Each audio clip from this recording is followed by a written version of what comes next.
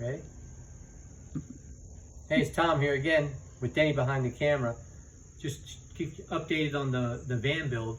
One thing you want to know is if you have a dash cluster, but it's all fogged out here. I couldn't even see that coming down from New York. What you can do is you can tease these guys away from here and pop this off. Take the old lens out.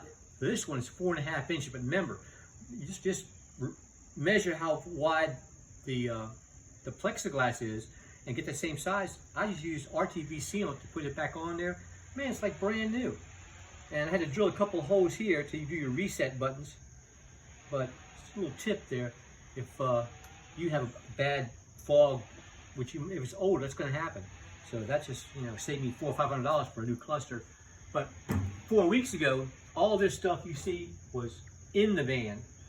And I'm telling you, I don't know, it was a little scary, especially those big, huge, tons of metal cabinets that we're just going to recycle it to the metal place and get probably a couple $100 for it.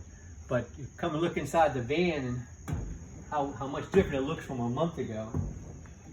I can still cut this guy loose here, but I want to cut the van, but I'll put the putty knife under there and cut it. That way I'm not going to cut the van, hit the putty knife. But it's all pretty much gutted now. I don't know what was scarier. Was it the big metal cabinets we had to cut out in pieces because they were so heavy? Or was it doing this floor?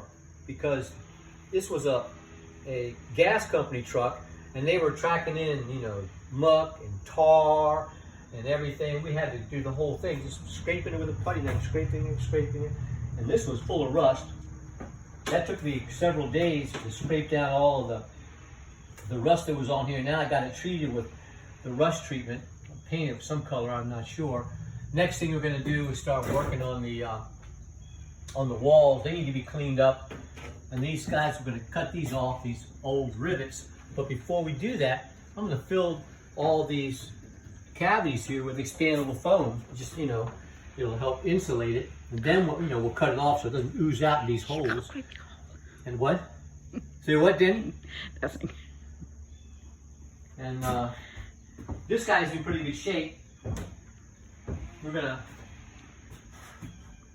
build up to here, but that's after we get the thing inspected. I'm trying to do all the things to get the truck through inspection now.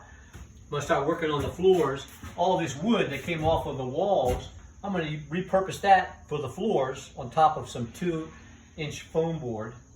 And so I'm just kind of keeping you updated on what's happening. It's been about a month we've had this thing, and I'm happy with the progress.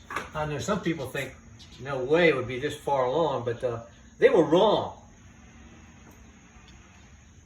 Till next time.